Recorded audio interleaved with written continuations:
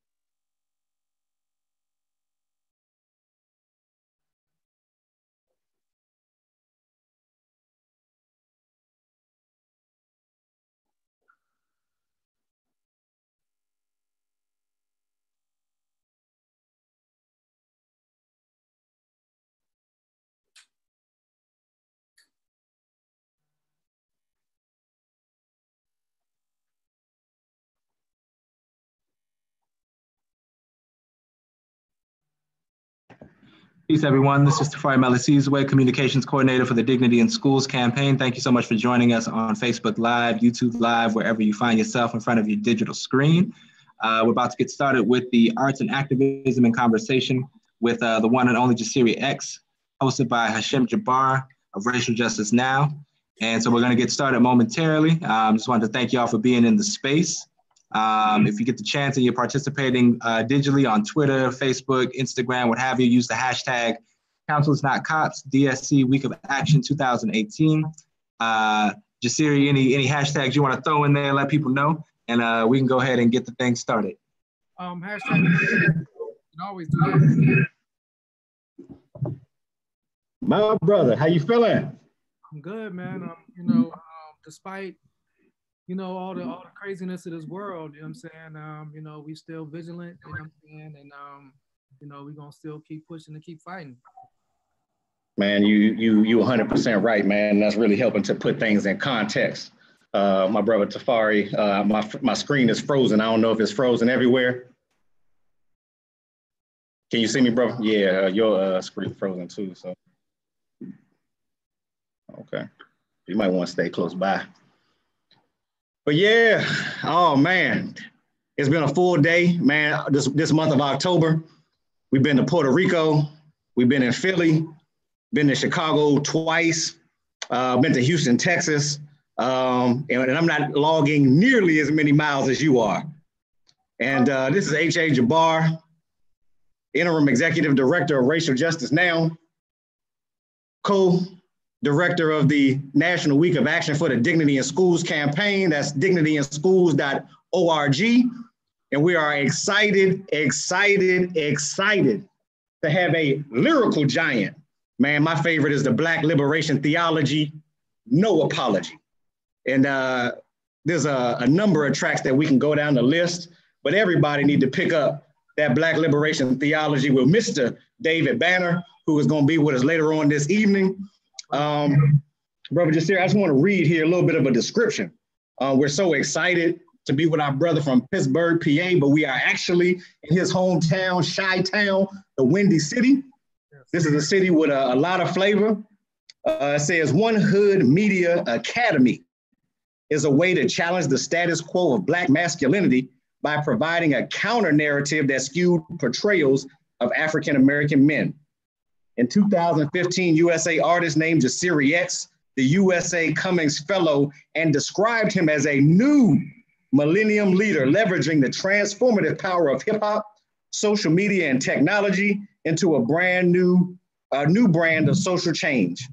In the past year, he was also released a new album titled Black Liberation Theology and joined the Roshberg Residency 17 in Captiva. So welcome, Brother Jasiri.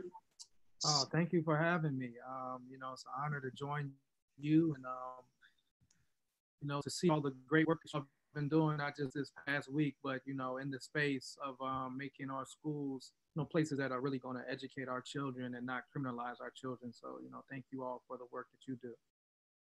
Man, you mentioned schools and we jump right into it. I was surprised to know, because I didn't know, at one point you worked in the Pittsburgh public school system. Do you want to share a little bit about that experience? Yeah, but I think first, it's just important for me, being that I'm coming from Pittsburgh, to really, acknowledge that, we had a senseless tragedy occur in our city. And so we definitely want to, send prayers of peace to, those families that were affected, a white terrorist. I'm glad they named him a domestic terrorist, ran up into a synagogue. And, for those that know Pittsburgh, Squirrel Hill is really one of the safest neighborhoods in the city. And so, to see,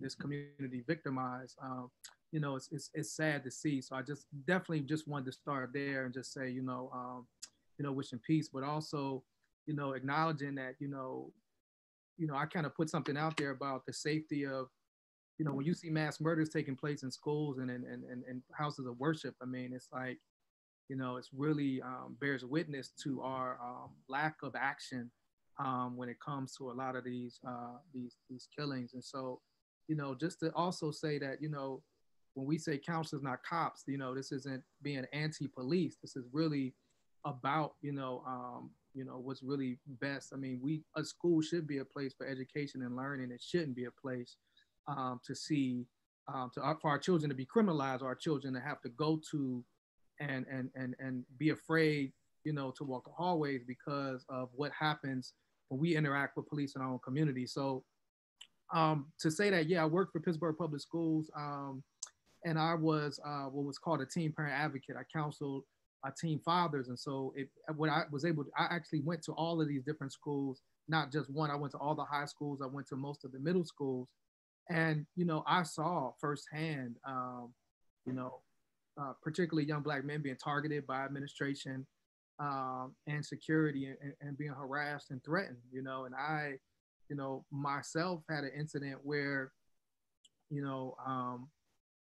it was a young man that was, he had a headband on. This is just kind of the little things that kind of can happen. He was wearing a headband because he had a cut on his head and he was self-conscious. He's 15 years old. And when security guards, told him to take the headband off, and he didn't want to take it off. And the guy snatched it off of his head. So when he snatched the headband off of the young man's head, it hit the cut on his head. And, he reacted like, yo, you messed up, and of course, like anybody would, he reacted in pain. He shouted out in pain, and he was suspended. He was telling me a story, and I told him, I said, well, you have a student handbook. You actually can appeal a suspension. And I told him that, like, you could, take it to your principal and administration and say you appeal, and you actually have a hearing where, because he said other students witnessed what happened. I said, you could have them come and testify on your behalf at that hearing. And I got a call from my supervisor later on that day. And I had to sit down and meet with the principal, and they were upset just because I gave this young man information that were his rights as a student that he didn't just have to take this suspension because somebody gave him, but that he had the right as a student to a hearing. So I've witnessed that. I've witnessed folks being targeted, and it made me want to do our program One Hood Media outside of the school initially because of the pushback I got in the school. I also started a hip hop club in the schools, and I got a tremendous amount of pushback simply because I had young Black and brown people staying after school inside the school. So yeah, man, I got a whole bunch of stories that I could share just from my own experience firsthand. And you brought so many thoughts there because, again, we're here in Chicago at the offices of Kofi, who just hosted our national event for the National Week of Action for the Dignity in Schools campaign. And we actually heard a story of a young man that was killed, that was murdered while he was suspended. So while he was put out of school for a minor infraction, he lost his life.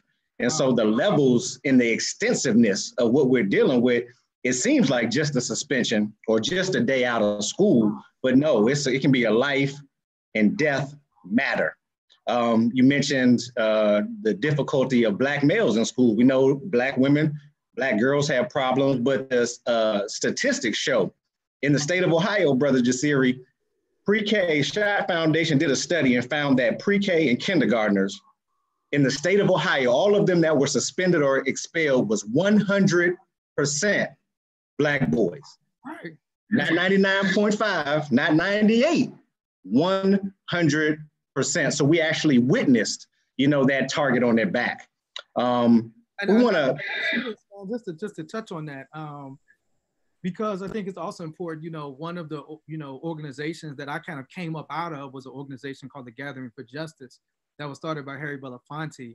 And Harry Belafonte started this organization is because he was sitting at home and he saw a 6-year-old girl being handcuffed by police because of something that she did in kindergarten or first grade. And when he saw this little girl in handcuffs crying, he immediately jumped into action. And he was saying why is she in handcuffs and not us?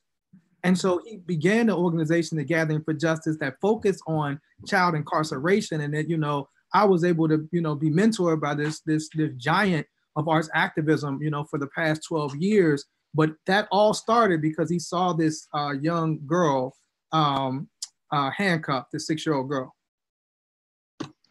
That's crazy, man. Like I said, we see the same scenario over and over. And even though you were attempting to give young men information and knowledge on how to fight for their rights, how to appeal, how to know their rights in the law, that you were reprimanded for doing such a thing. The Dignity in Schools campaign is grassroots organizing. School, you know what I'm saying? Why I chose to do my own thing, And so just as from a grassroots level, from one person to another, is what Dignity in Schools campaign does all over the country. So we want to give a shout out to One PA, doing great work in Pennsylvania, members of the Dignity in Schools campaign, the ACLU in Pennsylvania, doing great work in the Dignity in Schools campaign.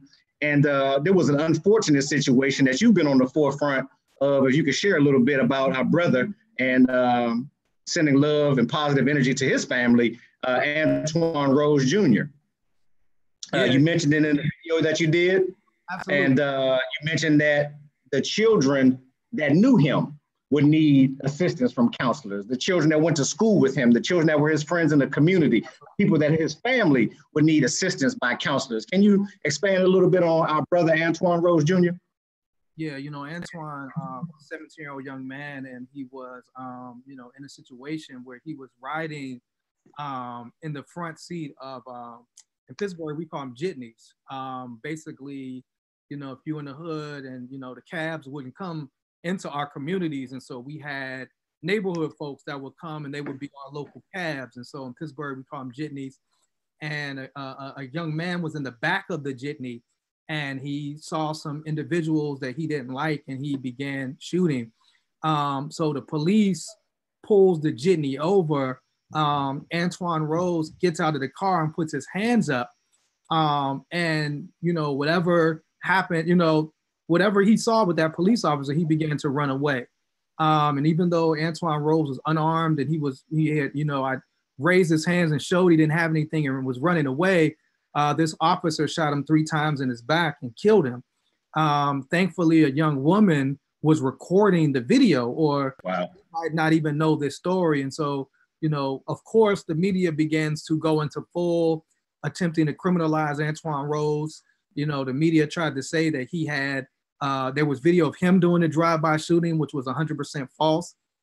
The media, this was KDKA in Pittsburgh, the media tried to say he had gunpowder residue on his hands. The police actually came out and said that was not the case. Come to find out that Antoine Rose was a stellar student. He was in AP classes in his high school.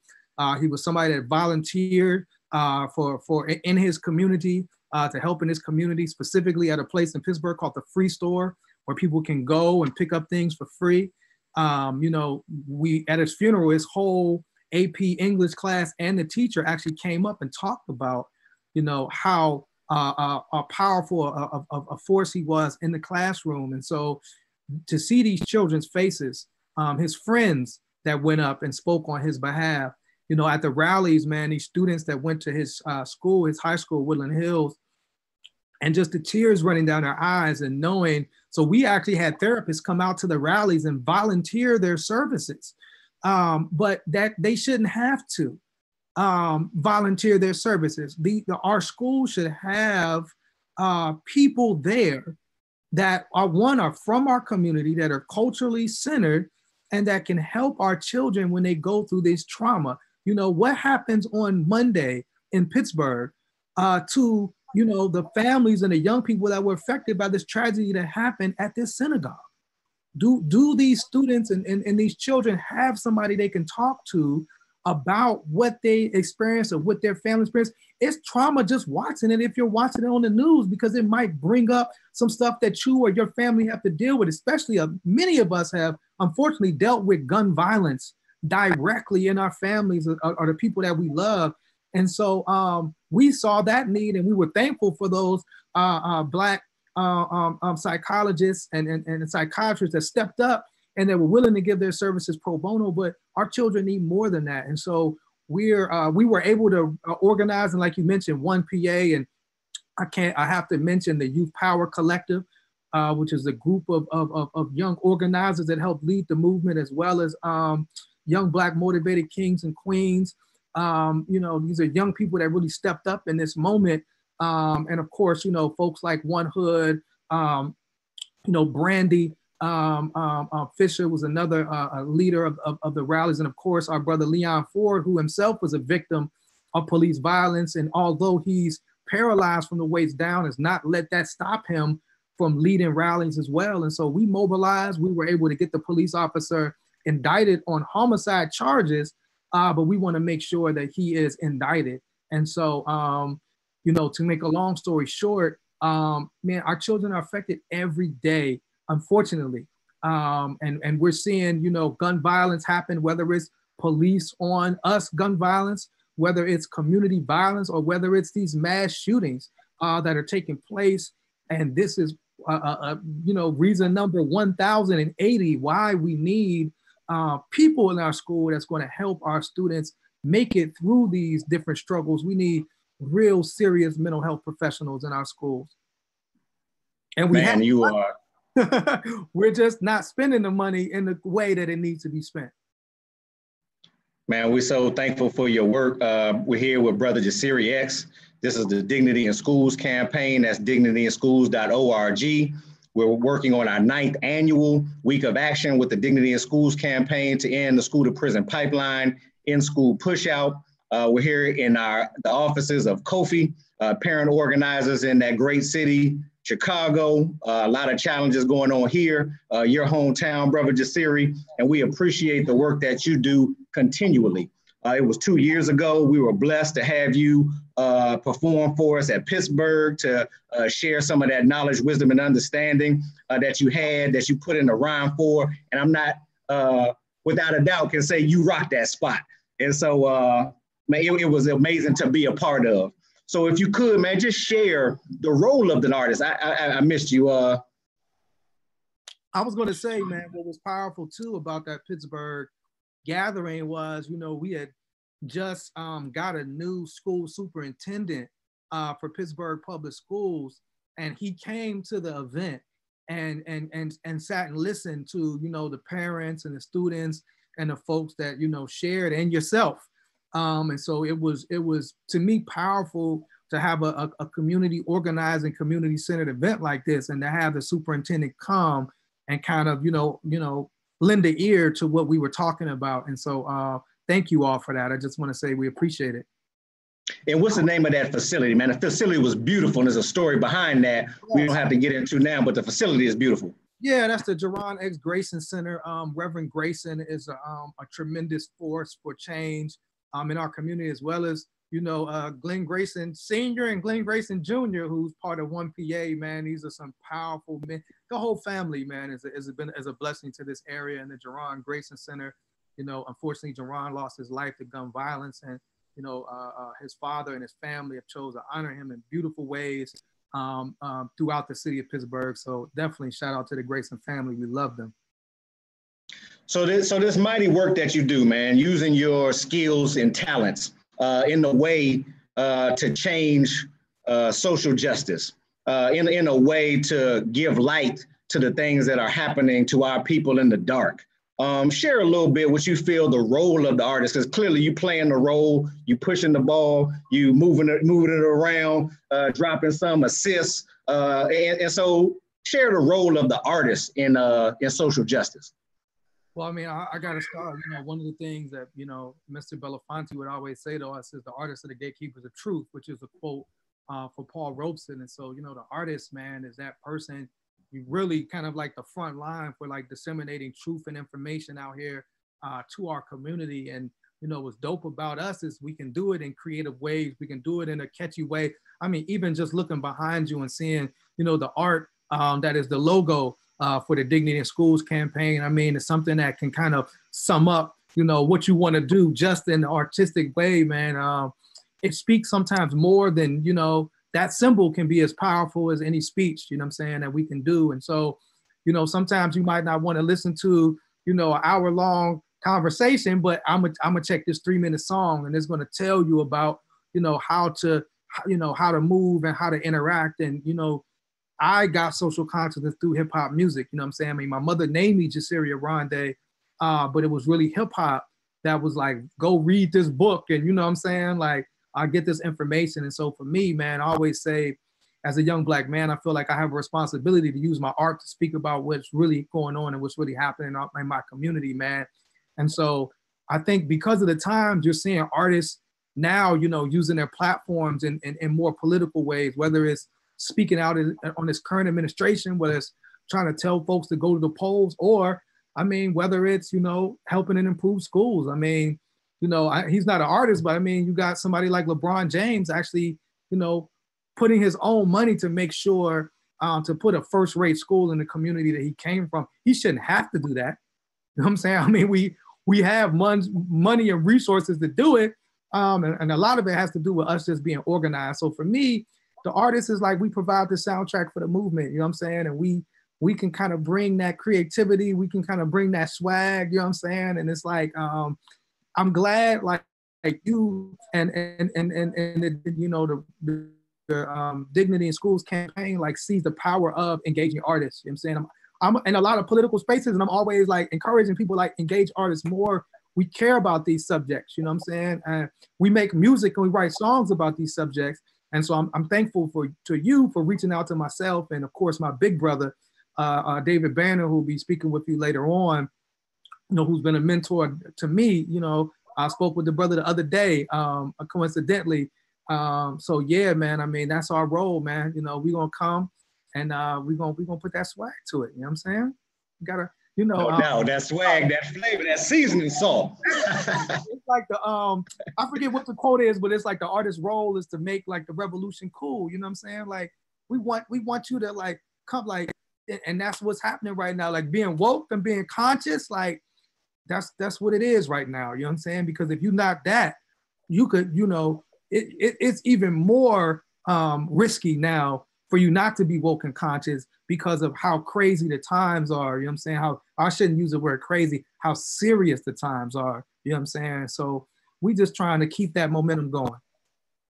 Man, we so excited to be here with our brother Jasiri X, Jasiri Extra, not Jasiri a little bit, Jasiri Extra. So man, we are so excited. This genius, this lyrical genius from Pittsburgh, PA. We were talking about artistry, and I want to talk about artistry in the form of the written word. I'm holding in my hand a book that this professor did. Dignity in Schools campaign is made up of youth organizers, parent organizers, as well as education activists. So we're hitting it on every level, every segment of society, all the way down from knocking on the doors in the community, in the hood, in the suburbs, then to all the way there to the universities. Mark Warren has written this book, Lift Us Up, Don't Push Us Out, which was a theme from a previous week of action. We're on our 9th week of action now. And it highlights the stories of those that are going through the trials and tribulations of dealing with the school to prison pipeline. My beautiful wife, National Field Organizer, Zakiya Sankar Jabar, she happens to be the first chapter in the book. So you want to pick this up and get some knowledge, wisdom, understanding in the form of the written word of the artist.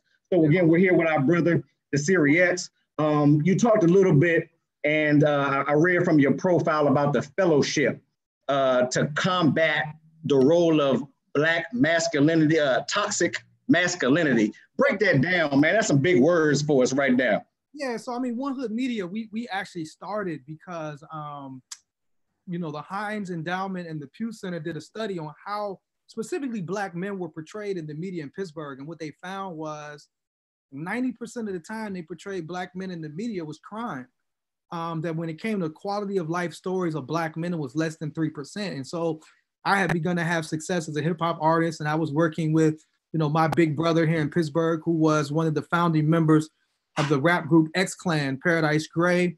And we went to Hines and said, hey, we want to teach young Black men, you know, how to analyze media. A lot of the media that is directed towards us highlights the most negative aspects of our community. And we also said we want to teach them, we want to really give them the tools to tell their own stories. So we can change that narrative. And so, you know, it was only young Black men at one point. Then we had a young sister come and was like, I want to be a part of One Hood.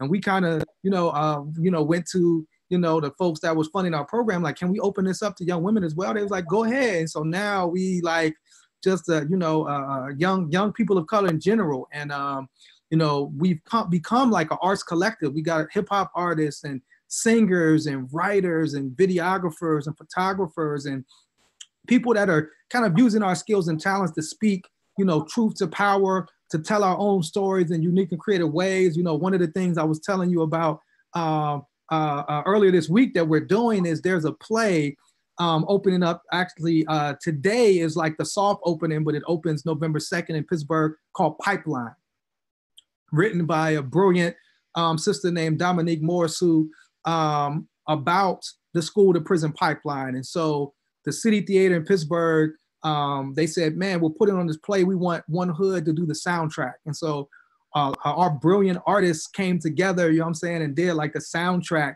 to the play Pipeline. Why? Because they're young Black and brown men and women in our community that have experienced it firsthand. You know, what school and how school can treat, you know, young Black people in our community. And so we're excited, you know, to partner with the City Theater, and this soundtrack will actually be available. We're gonna have it for sale. If you want a copy of the Pipeline soundtrack, it's coming soon. Just go to onehood.org. I'll send you one. But you know, you can go no doubt. Yeah, the number. And that's onehood.org. Is that right?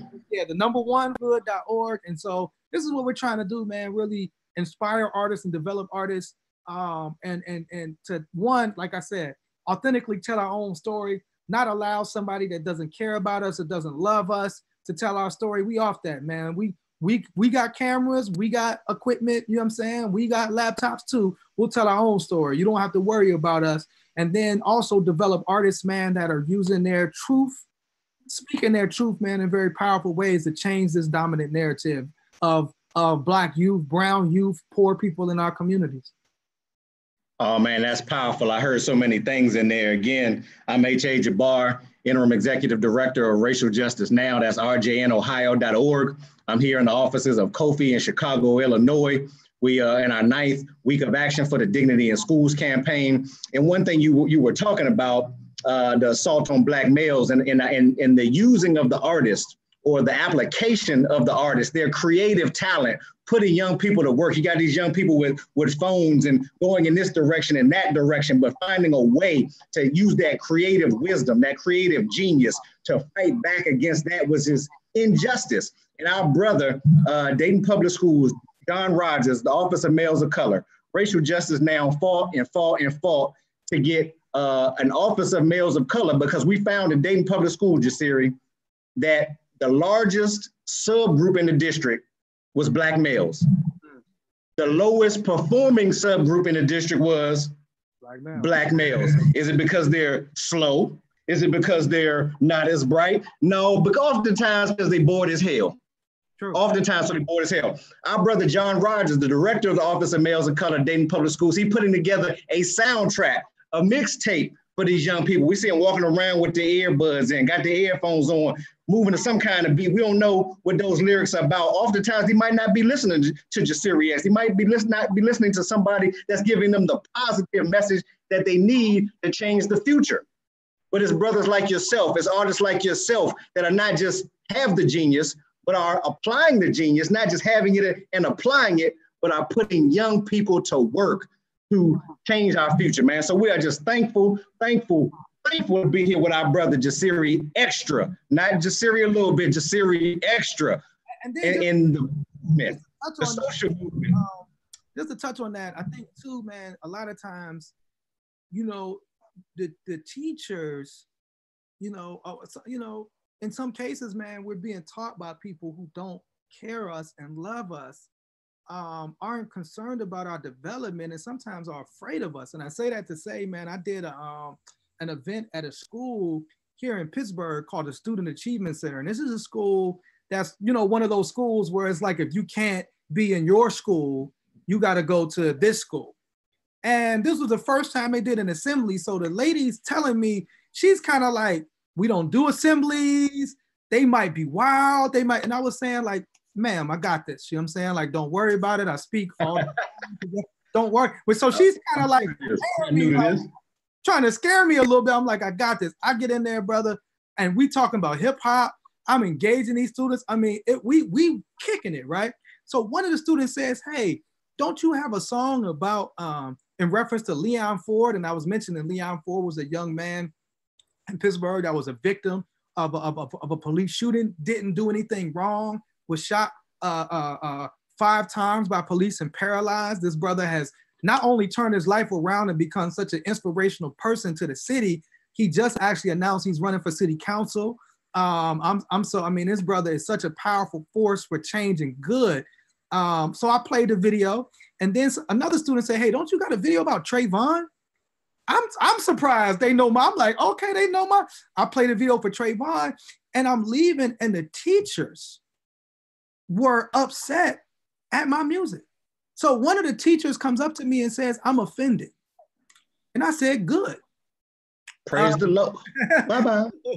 And another teacher said, hey, well, why don't you just make, you know, songs about love? And I said, you know, as soon as I get justice, we get justice for our community and our people, I'm gonna have a full-on love song album. You can count on it. But first we got to get justice for our community. And it showed me like a lot of the teachers, like the students were feeling it. The students were engaged. The students were like, no issues at all. But the teachers were upset at the truth being spoken. And so we also, you know, the fact that you're with organizations, and part of these organizations that are part of the Dignity in School campaign are parent organizations that evolve. What you all did in Dayton, you said, hey, look, there's a problem. We have to get involved in these schools.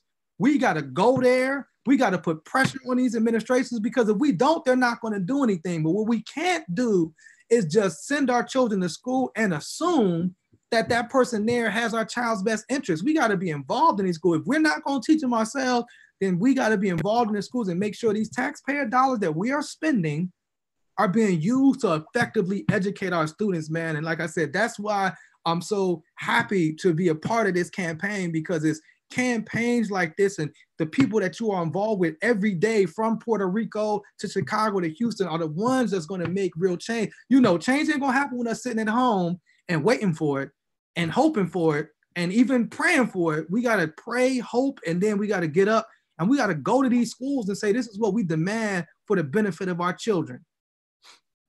Man, you said so much there, bro. That was a whole lot. I want to bring back a couple points. You mentioned Paul Robeson. You mentioned Harry Belafonte. You mentioned doing the soundtrack for the play dealing with the school to prison pipeline. You mentioned One Hood. You mentioned teachers combating justice work, which I must say is love. That teacher did not understand what love looks like. No. She needs somebody to give her some love because she has not received it. Yes. And so one thing that we doing, brother Jasiri, in this theme is counselors, not cops. There's so much that's missing from our schools. To your point, we have the money, but we're not using the money. The money is not being used properly. So one thing that we had to do, we had to put together a culturally relevant curriculum toolkit. You mentioned Paul Robeson. A lot of people don't know who that is. You mentioned Harry Belafonte. A lot of people don't know who that is. You know, One Hood will help them find out. That's onehood.org. So look at our brother, One Hood .org, and look at our culturally relevant curriculum toolkit, because we must bring culturally relevant information back to our children. Now, my screen froze, but we're back again to life. You want to send me that? So it's, say again? I said, I need one of them. I need a copy of that as well. And so it's a free resource online. We're standing on the shoulders, like you, Harry Belafonte, this genius. Yeah. He's not taught in our schools. They don't know, they'll teach you Dr. King, but they won't teach you what Dr. King said to Harry Belafonte about being integrated into a burning house. They won't teach you that. But we need the whole truth. And so we need counselors, not cops. There's wisdom and there's trauma in our communities that's being held back from us. And so that's why we're calling on these social giants like yourself that tore down the house in Pittsburgh, PA, One PA, ACLU in Pennsylvania, the Dignity in Schools campaign, dignityinschools.org, in this National Week of Action. We are demanding counselors, not cops. So we're here with our brother, Jasiri X, who's building with us. Now, this is a little different question. Yes. We have a lot of committees, a whole lot of committees in the Dignity of Schools campaign. So we're learning, in a sense, about government, how to run government. So these committees come together, and one of these committees is the Cultural Resistance Committee. You're a very popular man. We travel a good little bit, and a lot of people know you. But a lot of times I run into people that know your wife, and they say, "Oh, Jasiri X, his wife is wonderful." Yes. Jasiri X, I love his wife. But one thing in the Cultural Resistance Committee, we talk about different factions. Black girls are going through this, and LGBTQ are going through that, and Black boys are going through this. In our Cultural Resistance Committee, we said that we do not want the family separated. Okay, we want the family whole. And so we know you travel the country. You're giving wisdom and knowledge to people all over the world, all the way as far as Italy and beyond. How do we balance social justice? Because we're in it now, we're fighting, we're trying to heal. How do we balance social justice and family? From an artist's perspective. Yeah, I mean, I think, like I said, I think first it starts as home. I think first it starts with, the interpersonal development. You can't, counselors ain't just needed in school, my brother. I'm telling you, what I'm saying? Like, and I go to a counselor too, and like, and a lot of times, unfortunately, like going to a counselor has kind of been looked down upon, like in the Black community. And, up to, this year, a few years, I felt the same way. Who am I to talk to somebody else? I don't need that. And, in doing that work on myself and inside my own family, I realized how important it is, man, and how important it was for me to sit down and have a conversation, and for my family to kind of go and begin to talk about the internal issues that we face. You know what I'm saying? I think sometimes, man, in social justice, we out saving the world, man, and then we coming back and, we don't have enough energy maybe to do sometimes the things that we need to do within our own families or within our own communities. And so that's why one of the biggest thing we're talking about now, kind of in this, movement community and activist community, is self-care. It's like, yes, we got to be on the front lines, and yes, sometimes that means we got to be arrested. Sometimes that means we got to face, police officers in full military gear, but make sure you have time to have self-care. Right after all of the Antoine Rose situation happened, I had a vacation scheduled, and, I felt initially a little bit, bad. Like, should I go on this vacation? You know what I'm saying? Like, all of this is happening in my community. Should I leave? But also understanding that I got to recharge. You know what I'm saying? Like, I got to spend that time, with my family, like, or else I'm not going to be an effective advocate on the front line. You know what I'm saying? So making sure that we're really checking on one another's, like, what's your health like? Are you going to the doctor? That's another thing Black men sometimes don't want to do. You know what I'm saying? We don't want to go to the doctor. You know what I'm saying? Like, are you going to the doctor? Are you getting checked up? You know what I'm saying? Who are you talking to that's going to help you with your mental health? Where are your mentors at? And so I feel like it is, when they say, that it's become cliche, like it takes a village, but it really does. It really does. And, so because if you're in this by yourself, one of the things I just was blessed to hear Angela Davis speak. She came to a college right outside of Pittsburgh called Penn State, Greater Allegheny. And somebody said, Angela, like, what gives you your strength? And she said, my community.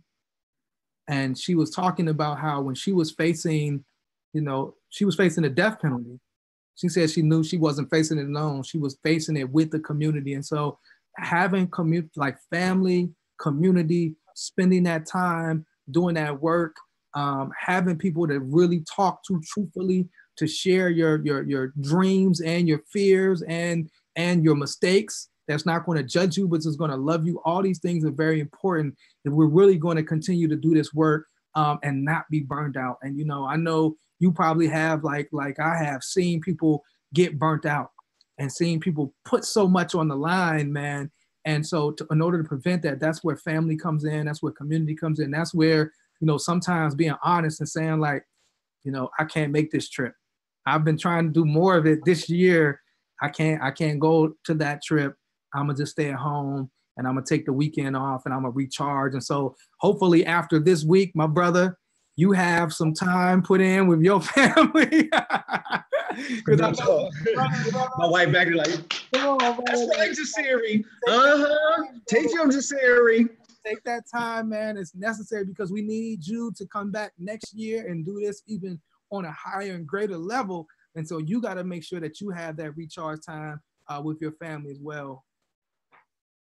No, man, we appreciate that. One thing I learned, and we've learned through doing this work, particularly around education, is that this is generational trauma. And so it's not just that a young person in school is having a traumatic experience, but the same parent that is dropping off that child to school might have gone to that same school. Absolutely. And has had a traumatic experience. Oftentimes we find the pain that has been given through curriculum is trauma. The same trauma that child experiencing today from that same curriculum is the same experience by their parent. We learned that in publishing, there's only 5 publishing houses, major publishing houses, that are making all the textbooks throughout all of the country. And so it is this same crooked, broken system that needs people like us, the activists, the artists, the social community, to create the necessary change. And so again, we appreciate your leadership in driving this point home, that we need counselors, not cops, that we need an education for liberation, not an education for devastation. We're here in Chicago, the birthplace or the home of our brother Jasiri X, who is in Pittsburgh, PA. Yeah, I'm in Pittsburgh now. One hood media to the fullest. Also, man, I did want to shout out, man, right now, folks have been active about getting culturally relevant curriculum right here in Pittsburgh. Just ding, Monday, ding, ding, ding, ding. It was just a meeting on Monday, and folks have been mobilizing. And, One Hood has been there supporting the fight, but folks have been really mobilizing to say, like, look, Pittsburgh, you know what I'm saying? Like, the majority of the students in Pittsburgh Public Schools are students of color. We need culturally relevant curriculum. And so we know that they're not going to change it themselves. We have to go there and we have to demand it. And so thank you to all of those that have been organizing that fight here in Pittsburgh, and those parents, and know that, you know, I'm with you and One Hood is with you in solidarity. Man, that's great to know, because the Dignity in Schools campaign, Racial Justice Now, and the West Dayton Youth Task Force, we're on our 3rd year campaign to promote culturally relevant curriculum and culturally responsive schools. We've been studying the issue. We've been traveling the country with the support of a Black Education Network, who is on the coordinating committee of the Dignity in Schools campaign. We've been traveling the country with the cultural historian, Tony Browder, a genius. And so we want to come to Pittsburgh, man. We want to come and represent and share some of this knowledge, wisdom, understanding from us, as well as that from Jasiri Extra, not Jasiri a little bit, Jasiri Extra. So we're excited to have our brother on the line. Let's talk offline about making that happen, and hopefully maybe it can coincide with, you know, the next meeting that we have, and we can just do it even bigger and make sure that we get that culturally relevant curriculum here in Pittsburgh, because it's needed. Powerful. You mentioned next year, Dignity in Schools campaign will be celebrating their 10th anniversary of the National Week, celebrating this year the 9th annual Week of Action. We got actions going all over the country: Miami, New York, DC, LA, Minnesota, North Carolina, Atlanta, all over this nation. Students, parents, education activists, legal activists are fighting against the school to prison pipeline and school pushout. But next year will be number 10. And so we told this story earlier of how, you know, one stick is easy to bend, it's easy to break. But when we put a bundle of sticks together, very difficult to bend, very difficult to break. So it's our cultural history, our cultural knowledge that we draw from to make like a bundle of sticks to ball up a fist and punch this system in the mouth, because it needs a punch in the mouth. So we're thankful to have you, man. We're thankful again to have you. I want to end this off right, man. I want to draw on some blessings, you know, so just blessings to all of those that have been supporting this week of action. You've been doing it for 2 years now. We're going to be on with Mr. David Banner here in a few hours. If you have not heard that track from Jasiri X, Black Liberation Theology, you need to go ahead and get that. It's a powerful, powerful track. Our son loves it. You said something very significant. I asked you over Twitter. I said, what was your inspiration? And you told me the uprisings in Baltimore. Can you share a little bit about how that happened? Yeah, I mean, you know, it was interesting. I mean, you know, I felt like first, like Ferguson was kind of that moment, particularly I think in our generation where, you know, they told us to go home and it's a curfew, and, you know, them young Black and brown brothers and sisters said, nah, we ain't going in, you know what I'm saying? And then, you know, to see those young people rise up in Baltimore in the same way, you know what I'm saying, over, you know, a senseless police killing of Freddie Gray, and to see them, you know, kind of, you know, they were pushing the police back, man. You know, for me, like Black Liberation Theology, and one of the questions that I asked on the album was about, like, are we allowed as Black people specifically, like, to protect ourselves? You know what I'm saying? Oftentimes, like, a situation happens, like whether it's with Freddie Gray or whether it was Michael Brown, or, you know, I remember, you know, when Dylan Roof goes into a church and shoots 9 innocent Black people, the first question is, you know, are you all going to be nonviolent? And it's like, why can't we protect ourselves? Like, why can't we have the same rights as everybody else to, you know, to defend ourselves? And so that was one of those questions that I was asking on Black Liberation Theology, and it was really me looking at situations like what happened in Baltimore, and like when folks like have an uprising, man, you know, it was you know, Martin Luther King that said, you know, the riot is the language of the unheard, man. These are communities that, you know, we done forgot about. We're not trying to employ. We're not trying to educate. You know what I'm saying? We just want them to stay over there and be quiet. And then when folks start rising up, now all of a sudden we got an issue. You know what I'm saying? And so I'm thankful for those young people, the ones in Ferguson, the ones in Baltimore, the ones in Chicago, that rose up after, the video of Laquan McDonald's murder comes out and shut down Miracle Mile in Chicago, man, really all over the country. And then, of course, those young people that led us in Pittsburgh, after the unjust killing of Antoine Rose. I mean, this is what we're seeing. And the thing about it, we're being peaceful.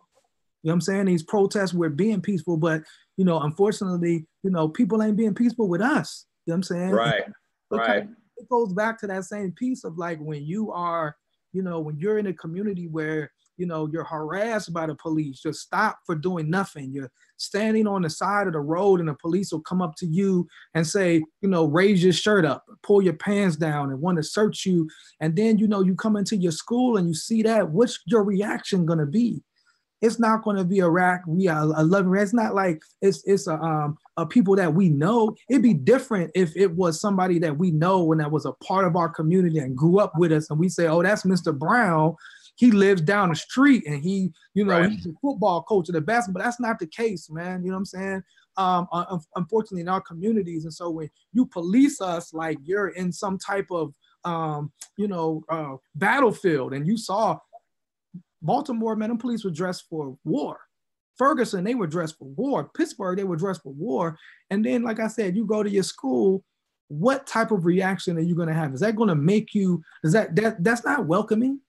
You walk in the door and it's a cop and it's a metal detector.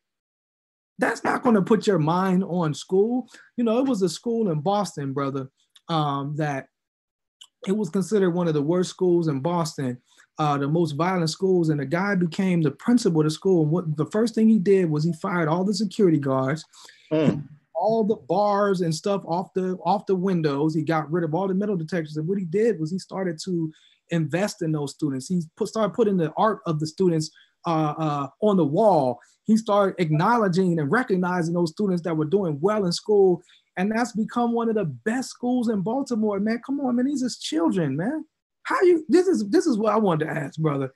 Here we had a Supreme Court justice, and the whole conversation around Kavanaugh was, oh, he did this when he was 17 years old. He shouldn't be punished for something he did when he was 17 years old. But we see these students every day, brother, being punished zero. How are you gonna have zero tolerance for a child? That doesn't make any sense, man. The studies show the brain isn't even fully developed until you reach your mid-20s, and you're gonna hold a 15 or 16-year-old accountable for something and kick him out of the school or expel him and try to make his life more difficult. This doesn't make any sense. It's definitely not education. This isn't education. And we gotta get involved in this, man. And so, like I said, thank you for this, brother, because it's inspiring me to be more involved in the schools right here in my own communities. Because if we don't, man, they got a plan for us, and it's not one of education. It's one of incarceration. We seeing that every day. And if we don't get up and stop it, it's not going to stop. So thank you again, brother. And thank you to Dignity in Schools. Yeah, what came to my mind, you were talking about the police in schools and the extensive of their weaponry and things like that. We went out to a protest, Dignity in Schools campaign, organizers of YJC, Youth Justice Coalition, as well as the Labor Community Center of Change in LA. And they were protesting to stop the military grade weapons. Military grade weapons that are allowed in schools, allowed for purchase with tax dollars in Los Angeles, California. Absolutely.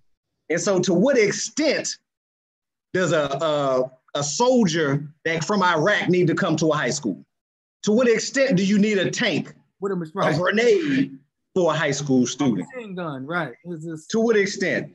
And so the Dignity in Schools campaign, a part of this National Week of Action, you were talking about being quiet. No, Dignity in Schools campaign, racial justice now, we are not going to be quiet. And so we have national demands that I want to share, but I also want to share our model code that we have been working on. The model code is to change the student code of conduct. Racial Justice Now has led the way in getting parents on the policy committee in Dayton Public Schools. According to that activism that you've been talking about, Racial Justice Now has led the way of changing the student code of conduct by removing certain language or zero tolerance policies out of the student code of conduct. And so that's a method of us not being quiet. But I just wanted to share before we get off and we share some blessings with you, our model code that we've been updating. To update the release on the model code, we added new sections that you can find on the Dignity in Schools campaign website, on police out of schools, on protecting immigrant students' rights, on physical, I'm having some trouble reading it, improving the physical environment, such as no metal detectors, as you said, stopping racially biased gang profiling, like the brother with the headband that you talked about earlier, model policies for how to address fighting, how to address bullying in positive ways. We're here at the Kofi offices.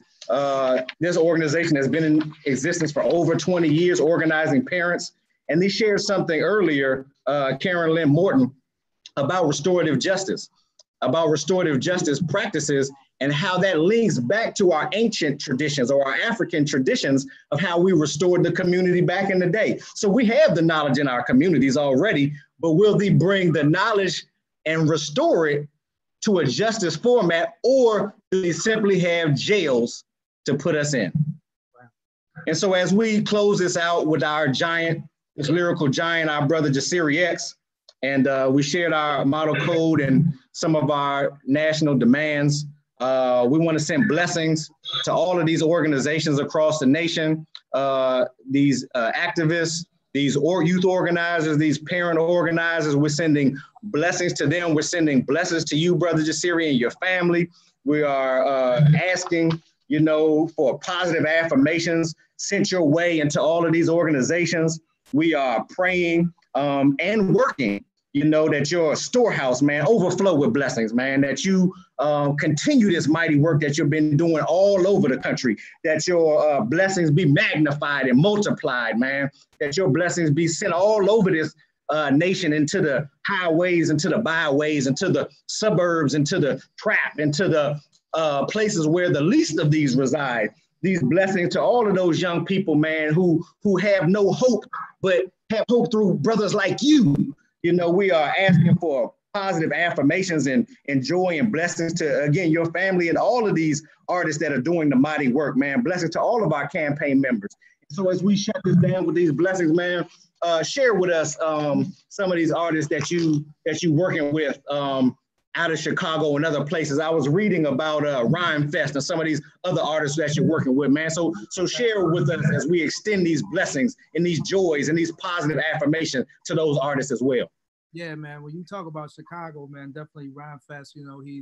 He's on tour with DJ Jazzy Jeff right now. He's been, one of the mentors. A lot of people know him as a writer. Co-wrote Jesus Walks with Kanye. Co-wrote Glory with Common. Our brother Lupe Fiasco just put a new album out. And he's always been a positive force for social change, as well as his sister runs an organization called Mural, the Mural Foundation in Chicago, doing great work. My brother's Rebel Diaz, who also, even though from Chicago to the BX, man, and they're one of the most radical and revolutionary groups that you could speak to, man, as well as, I was just in Chicago with an organization called Imam, the Inner City Muslim Impact Network. They're doing a lot of great work with a lot of artists. They brought a lot of us together. I was there with Cy Rock and, Mumu Fresh, these powerful sisters, man, and they ain't just brothers that get on the mic, man, you know what I'm saying? These sisters are definitely moving things. And so shout out to them as well. So yeah, man, I'm Chicago is a powerful place, man, a center of a lot of organizing and a lot of inspiration, man. And so, I'm excited for you to be there, man. And like I said, shout out to all the great work that you're doing. And really all of these artists, man, from, J. Cole to Kendrick, to our brother David Banner, that's really using a platform to speak truth to power, man. We love it. So how can we follow you and get in touch with you? Yeah, man. Twitter, Instagram, Snapchat is Jasiri_X. That's JASIRI_X. And if you want or JasiriX.com is my website, but also, onehood.org. One Hood was recently honored by the Center for Urban Education at the University of Pittsburgh, for the work that we do and with our students, with our kind of cultural and artistic approach to education, man. So definitely shout out, to the whole One Hood staff, man, for, putting in that work. And yeah, man, it's a blessing. Also, man, want to acknowledge, man, here in Pittsburgh at a school called Woodland Hills, it was a situation where the principal threatened the student. The community and the parents organized and got the principal up out of there. A police officer assaulted the student, in the school. They were able to organize. They got, Black folks on the school board, you know what I'm saying? And one of those organizers, a young woman named Summer Lee, actually ran for state representative in Pittsburgh and won. So, folks is getting off the bench. Folks are getting organized, and we're not going to allow, officers in our school to just assault us. The school board in Pittsburgh just voted to not allow officers to carry guns in the schools in Pittsburgh. You know what I'm saying? Because why should they? You know what I'm saying? Shout out to ACLU PA. Stand up. Yeah, my brother Terrell Thomas, who's doing great work with the ACLU in Pittsburgh and the Smart Justice Coalition and all them folks, man. So, man, we love seeing all the activism and all the work, man. And like I said, I see it. Sometimes I can't be there personally because I'm running, but to know that I see it and support it, man. And, One Hood is always down to build coalition with and unify with any organization that's about making our children's lives better. Holla at us. We there.